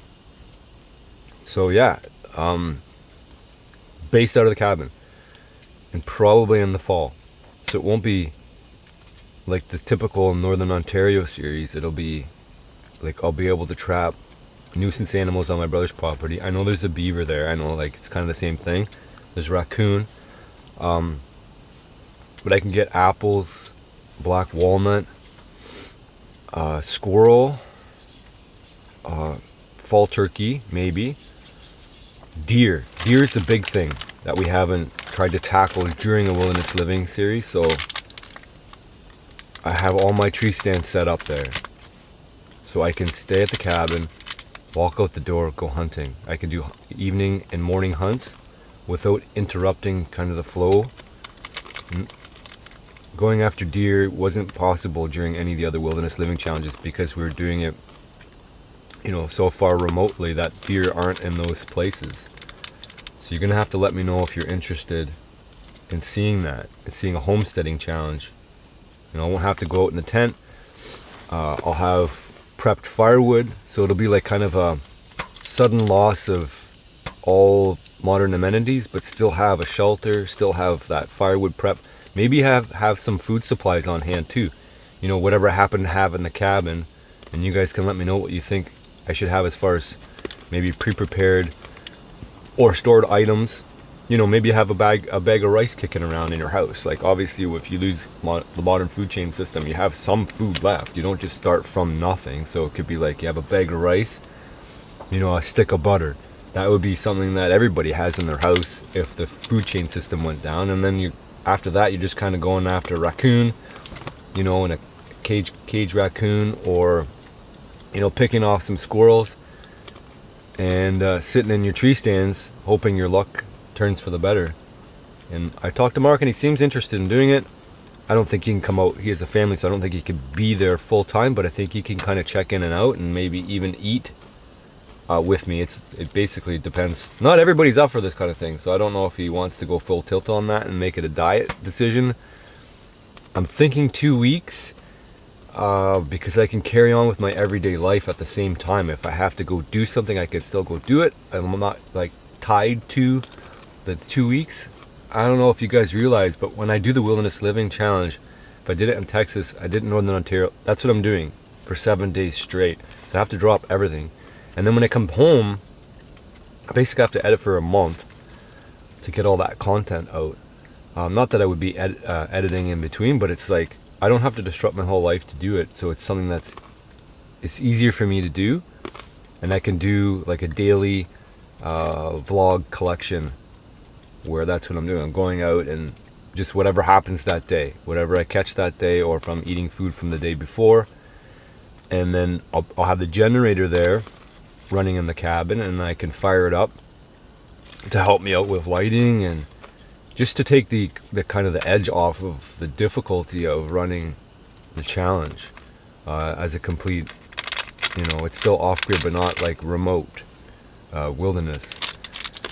So let me know if you guys think that's something I feel like it's more doable for me rather than try to go like do a tropical. I'd still like to do a tropical. I just need a partner. I need to line it all up. It's quite a bit of semantics that maybe the viewer doesn't always appreciate, especially the people just dropping in, and you know, the cursory viewers or the fringe viewers, not you guys that stick along for the whole video and watch us talk.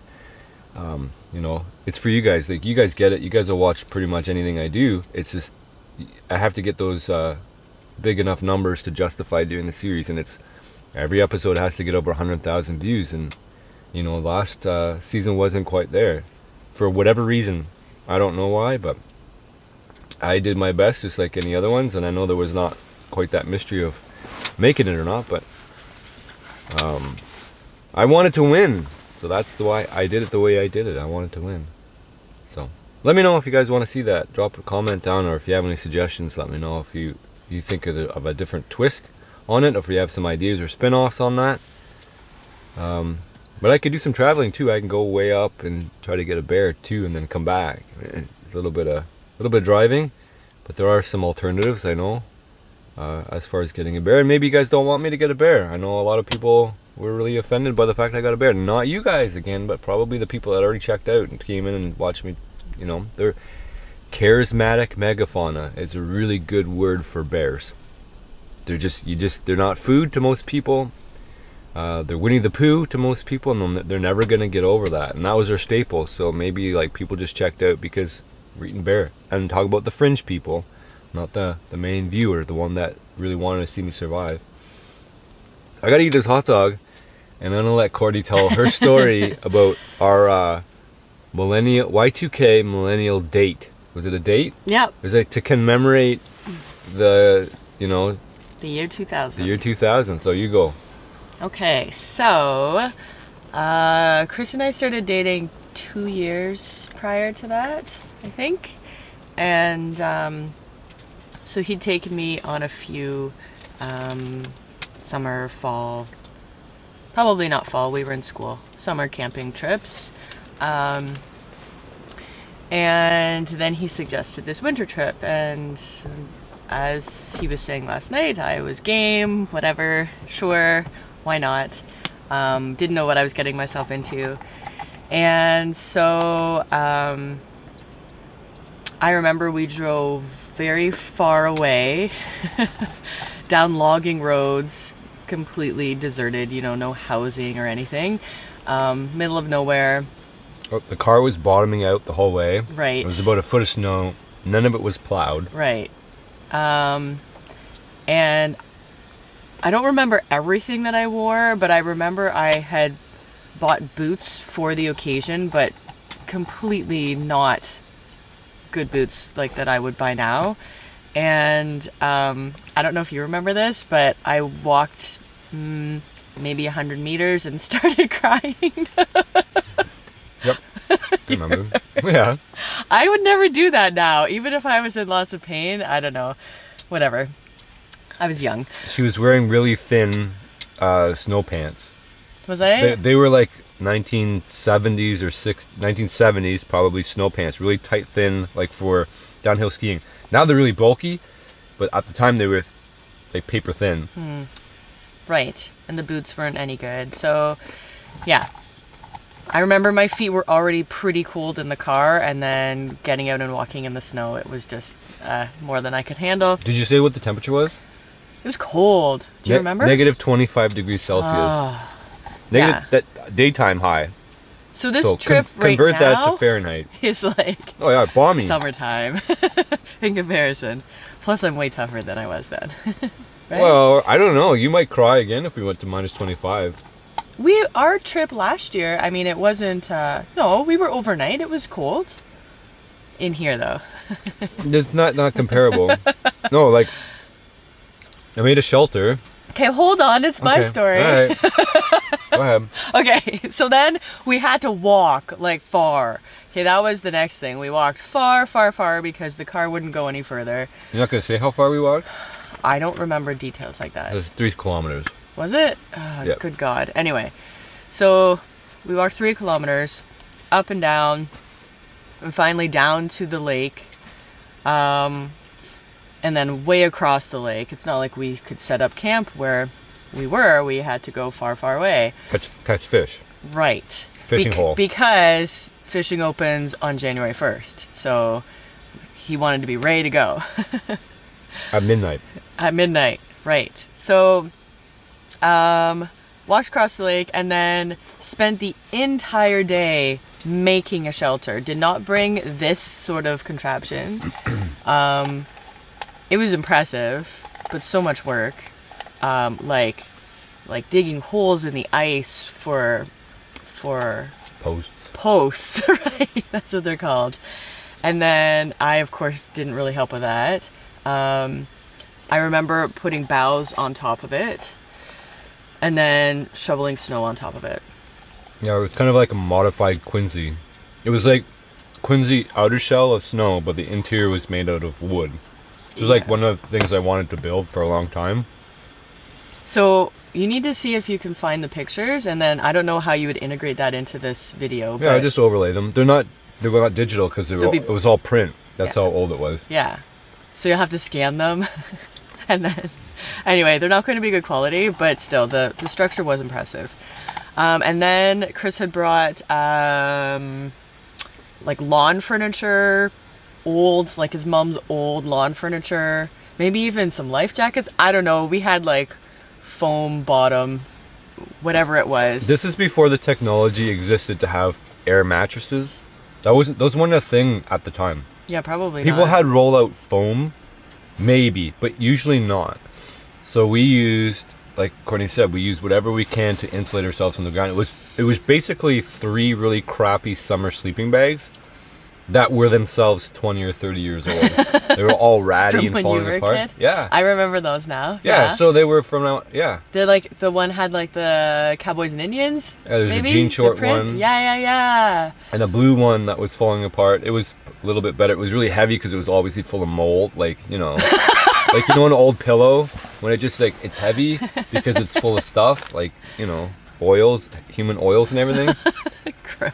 Anyway, we had a big mound of pack-in. Right. And then he dug a few holes in the tent, in our structure. Augured some holes. And then good to go. But our fire was outside. Yeah, we couldn't have a fire inside. There was no way to. We set ourselves ablaze. Well, we were on the lake itself, right? Yeah, in the middle of the lake, like on ice.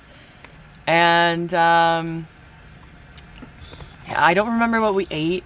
Do you remember what we ate? I know what we had for breakfast. Breakfast was good. Bacon and eggs? Yeah. And probably like, we ate the whole package of bacon. So then I remember I brought my Walkman and actually in the middle of nowhere, I had reception to like a Disney, like New Year's Eve broadcast. But it kept cutting out and then eventually my batteries died. Well, you forget the most interesting part of that story. What? Well, no, I haven't. I know where. But you have to say the middle of the night. Yeah, but it was later on. Well, we didn't know what time it was. Well, it was definitely later on because I was trying my best to stay up till midnight because it's the year 2000. It's like an important midnight, right? But so tired and it was cold and whatever, so kept in and out of consciousness. Y2K, remember Y2K Yeah. bug? The computer bug? Yeah, Okay. so Y2K, if you were too young to know about that, everyone was worried that like computers would have a very difficult time turning over, and then The whole grid was going to shut down. right, and there were problems, whatever. So anyway, midnight apparently passed. We don't know, but then at some point when it's still dark, I think you woke me up and said, "What's that?" And then it was like a rumbling. It felt like there was a truck, like a transport truck driving by pretty closely. Yeah, like a weird rumble. And then And we were nowhere near anything. a road or transport truck where it could make it out there at all. No, but I remember you saying, like, maybe are they logging? Like it's early in the morning. Like, are the logging trucks starting up? But then we're like, no way. It's New Year's Day. Like, no way are they going to be working. Yeah, and you checked the time, it was like 2 a.m. I think Right. it was like 2 a.m. or Yeah, 4 a.m. it was weird. So like, couldn't be that. Like rumble, freaky. Anyway. So obviously we thought the world blew up. Right. Y2K. Like, we survived the apocalypse. Like, a nuclear bomb landed, and we're good because we did the right thing on Y2K. We're out in the middle of nowhere. Hopefully he has the skills he has now, right? Like he's gonna help me live through this. Yeah, that was a legitimate thought. Yeah, we were worried that something bad happened. The scare level for Y2K bug was like through the moon. It was like crazy. So anyway, we're gonna tell people what happened. Okay, so well, we just hope for the best. Don't know what happened in civilization. We pretty much carried on with our day. We did. We had like I said, a lovely breakfast. What are we gonna do? Bacon and We eggs. didn't have a kid at the time, so whatever. It's just us. Probably toast. Oh, so good. You might have even brought jam. Anyway, you knew how to show me a lovely time back then. But then that was the end of our trip, and we packed it in and headed back, and I probably complained a lot. I should introduce right now because we actually got in the newspaper, the North Bay Nugget newspaper, for this trip, and I'll try to figure out a way to incorporate that into this. Like, I think we have the newspaper article still. Oh yeah. So I try to put that in there. You guys can see that. But Yeah. So he came back. My brother was working for the North Bay Nugget as a photographer at the time. So he said, "Hey, you guys got a story?" Like, I know that one of the editors, like, put this in for the Y2K thing, or I think it was kind of like no, it wasn't the Y2K thing. It was more for like ringing in the new year. Interesting ways to ring in the new year. I think it came down to. Yeah. So they didn't include the Y2K thing because it was like a separate story. But anyway, it's kind of interesting. Yeah. So yeah, finish or. All right. So when we got back, we found out that rumble was actually an earthquake. So we were in the middle of a lake during an earthquake, and that was the feeling, the sound that we experienced. So Yeah, and creepy now to think earthquakes about it. are not very common here at all. Like, No. I don't think there was any in my lifetime. Yeah. We had one. Maybe one. We had another but one, since. but like in Southern Ontario. But not when I was a kid. Like, we never heard of Oh, them. no. It wasn't a thing. No. Ever. So. Yeah, and then in the winter too. I don't know. It's not really a seasonal thing, but still, winter earthquakes weird. No. And then they could happen around Ottawa or something, right? Yeah. So we were just feeling. Well, we were closer to Ottawa than we usually are. Mm-hmm. Yeah. Right. We're near Ottawa. Yeah.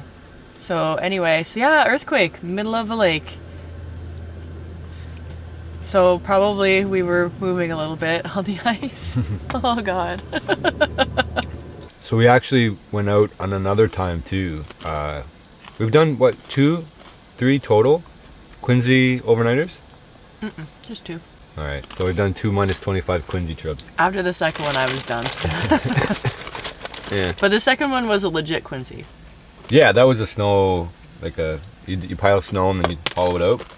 I remember being sort of scared with that one too. Scared? Yeah. It was just cold. Yeah, I know, but thinking that it was going to collapse on us while we slept. I see. Yeah. But I trusted you. Well, that ties back into, like, you know, make your adventure, and if she trusts you, she'll go along for the ride. Uh-huh. If you're not interesting or cool, she doesn't want to hang out with you. Gives her stories to tell her friends. And Oh, yeah. good memories and things like that. Yeah. Yeah, Nope. so I guess that was it, right? The second one was just a Quincy. I remember he made candles in milk cartons. Yeah. It was a survival thing from a book or something. So you melt a bunch of candles in was it egg carton? No, a milk carton. Milk carton. Yeah, sorry, milk carton. Yeah. And then you use it for heat. Didn't work all that well, but I guess the idea was there. It's hard to make fires in a Quincy. They just don't work. You No. had little alcoves along the outside that you had candles in. I might have pictures of those too. I don't know. Yeah, maybe. Maybe. I think we used the same lawn furniture covers for our base. Always. But Yeah. we had boughs all along the floor too. Yeah. The kids getting out there started now. Like, you think you need all that gear, but I started with garbage. I started with whatever I could find. Because I didn't want to spend any money on it. Didn't have any money. So you made do with what you had. You don't have to have all like, this is nice. This is obviously makes it.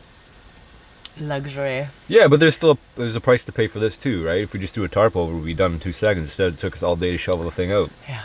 So, and you got to carry it. So, Right. And it's heavy. there's trade-offs, right? All right, guys. I'll catch you later. You can subscribe or not. I don't care. It doesn't mean I don't care about you. Courtney hates that tagline, but some of you don't. So we're gonna keep it for now. I could start saying, please subscribe. I really want to make it to 1 million subscribers. Or whatever. Also lame. That's pretty lame too. Begging for them. I like this one. You can be sure to unsubscribe and dislike this video.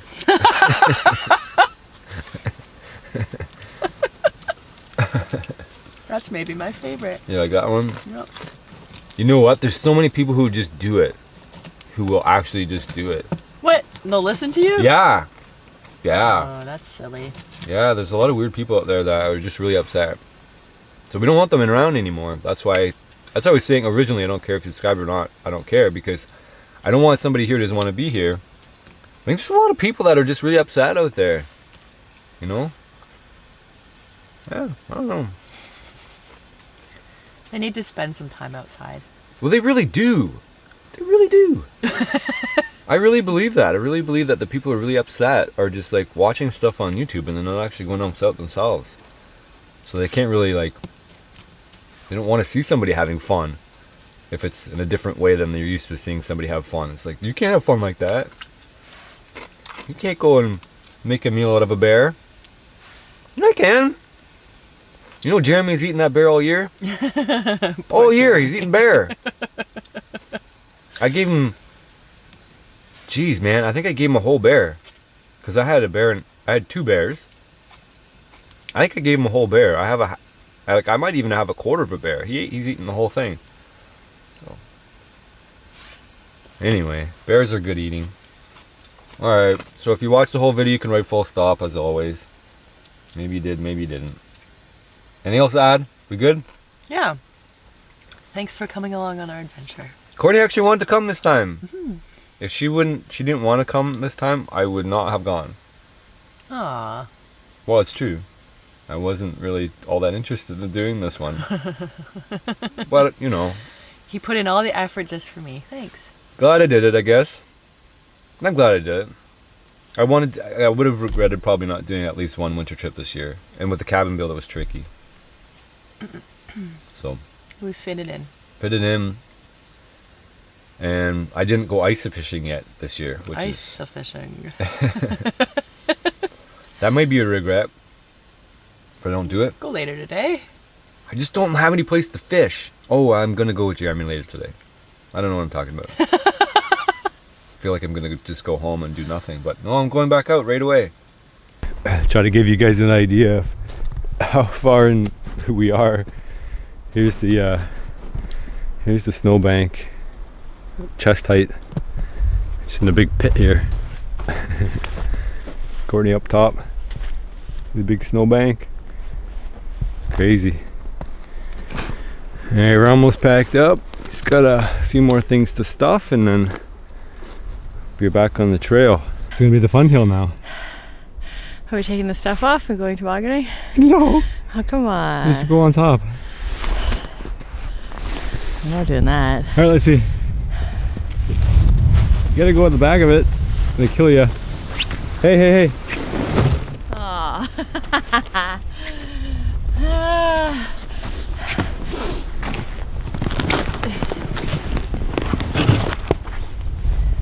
People might think this one is heavy, but yours is way heavier. I have the good deal.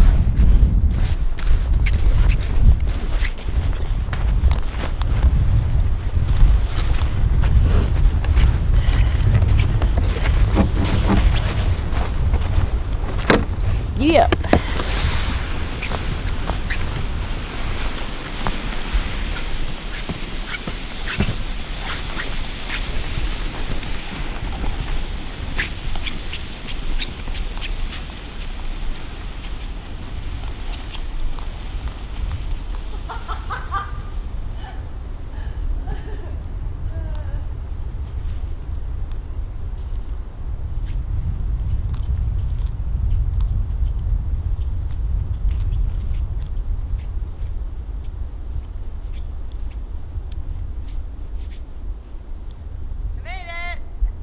I really hope you guys enjoyed this adventure with Courtney and I. I know she liked to go out at least once a year on a big winter trip. So if you guys want us to do this again, let me know. Leave kind comments. I know she reads through the comments to see what you guys are thinking, and she gets a kick out of it. Go off now and download the game World of Tanks. Set up an account, give the game a go, and let me know what you think. I'll catch you guys on the next video. See you later. There's a grouse nearby here, real close.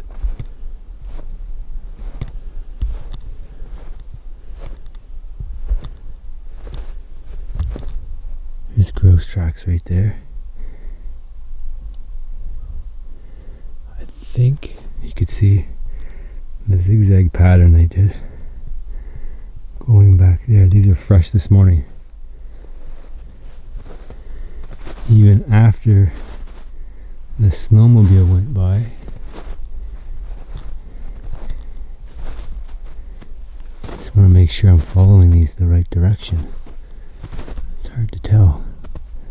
I think it's actually going the other way.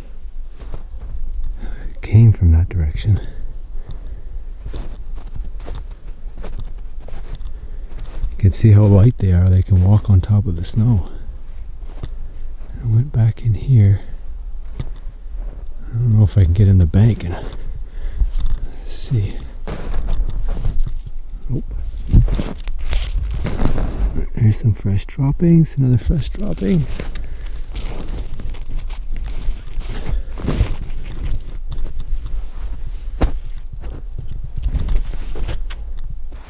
Hello, handsome man.